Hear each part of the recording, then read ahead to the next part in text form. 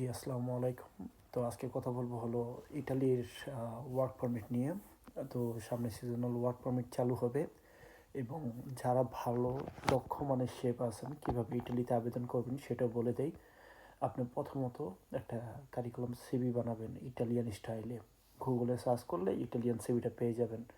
পেয়ে গেলে সেটাতে একটা সিভি ফরম্যাট বানাবেন ইটালিয়ান ল্যাঙ্গুয়েজে।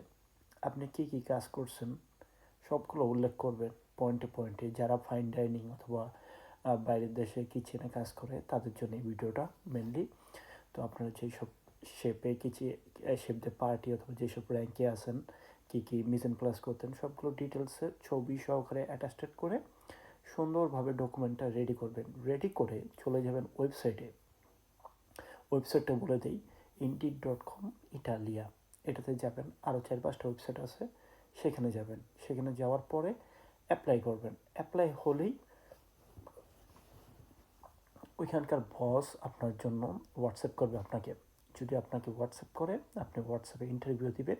ইন্টারভিউ দেওয়ার পর যদি তারা আপনাকে পছন্দ করে সেক্ষেত্রে আপনার পাসপোর্টের ফটোকপিটা পাঠাতে পারেন, যার ফলে তারা ওই এলাকায় গভর্নমেন্টের কাছে রিকোয়েস্ট করবে যে আমাদের এই একটা ওয়ার্কার আছে, এটা আমাদের দরকার।